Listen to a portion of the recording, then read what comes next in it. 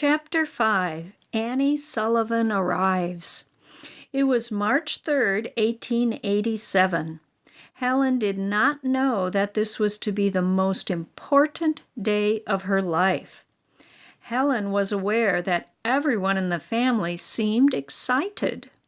She could feel the tension in the air. Her mother bustled about the house.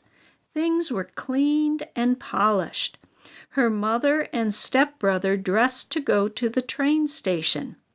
Helen pulled her mother, wanting to go out with them, but her mother said no.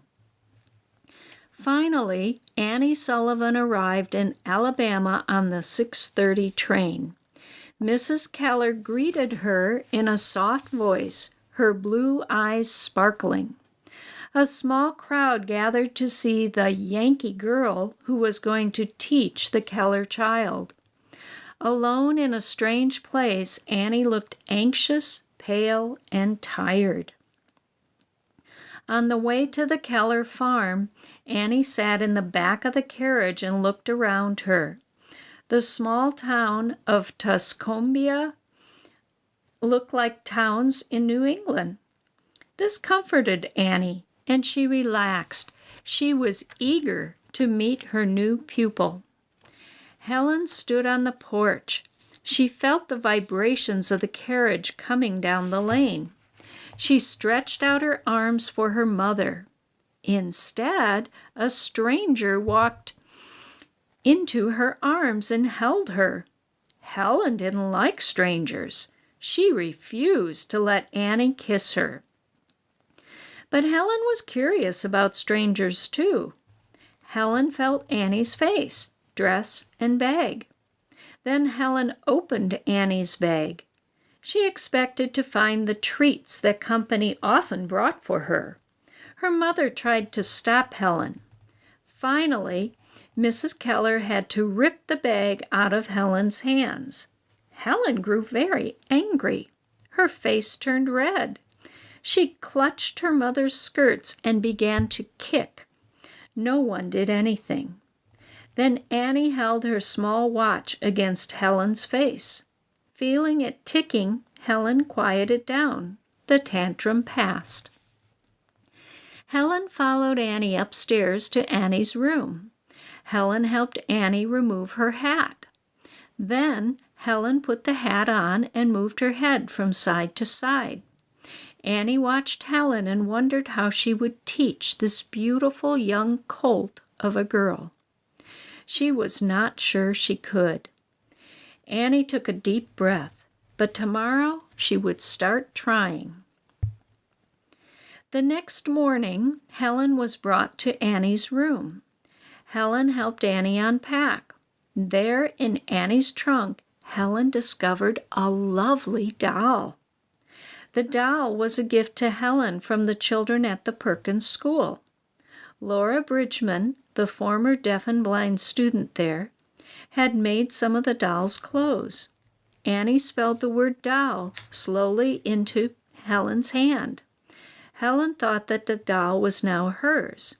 Whenever Helen wanted something, she pointed first to it, then to herself, and nodded. But Annie had no way of knowing this. She was trying to show Helen that D-O-L-L meant doll, that the word stood for something. Annie took the doll back. She was going to repeat the spelling of doll in Helen's hand, but Helen grew furious. She thought Annie was taking the doll back after she'd given it to her.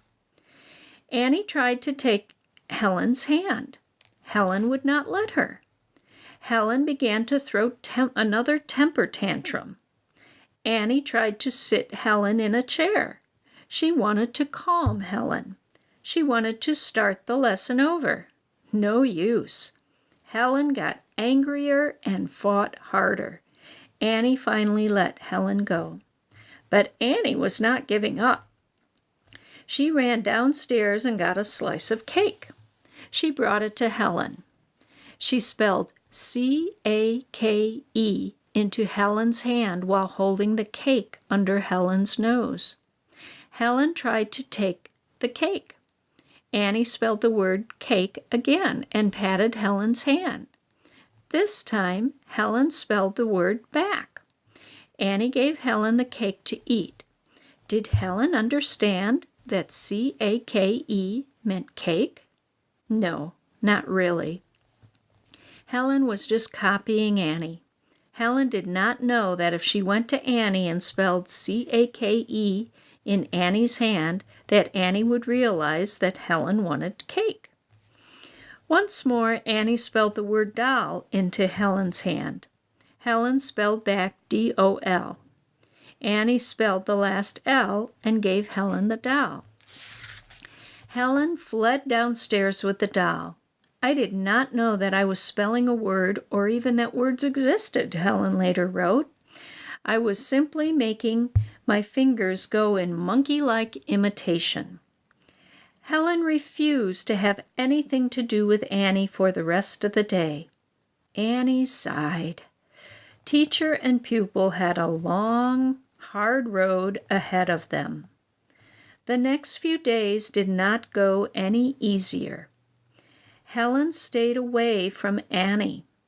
Would Annie be able to break down the wall that kept Helen in her silent world? She was not sure. One day at breakfast, another battle began. Helen always ate from everyone's plate. She helped herself to food as she went around the table. No one in the family tried to stop her, nor did anybody say anything. Annie was shocked. Helen was not going to eat from her plate. Helen flew into a rage when Annie kept her plate away from her. She fell to the floor, kicking and screaming. Annie continued to eat. Then Annie asked the Keller family to leave the room. Upset and confused, they left Helen with Annie, who locked the door behind them. The war was on. Annie returned to finish her breakfast. Helen tried to knock over Annie's chair. She failed. Helen began to quiet down. Then she got up and felt around the table. She realized that only Annie was in the room. Helen was confused. She tried again to steal food from Annie's plate, but Annie would not let her. Finally, Helen sat in her place. Helen began to eat her breakfast with her fingers. Annie put a spoon in Helen's hand. She threw it to the floor. Annie made Helen pick it up. Then Annie held the spoon in Helen's hand and made her eat with it. Realizing that Annie would not give up, Helen finished her breakfast using the spoon. Next came the napkin. Annie wanted Helen to fold it. Helen threw the napkin onto the floor. She ran to the door.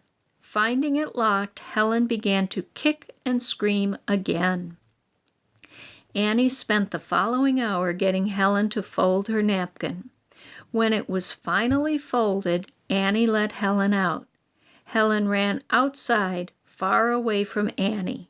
Worn out, Annie went to her room. After a good cry, Annie felt better. Annie said of these battles, to get her to do the simplest things, such as combing her hair or washing hands, it was necessary to use force, and of course, a distressing scene followed. The family could not stand these scenes. They tried to help Helen. Her father could not stand to see her cry. Their helping Helen did not allow Annie to teach her. So Annie came to a decision. Annie realized that she had to live alone with Helen, just the two of them. It was the only way Annie could break down Helen's dark, silent wall. Annie talked to the Kellers. She thought they'd say no, but they didn't. The Kellers would do anything to help Helen. So Helen and Annie went to stay in the cottage near the big house.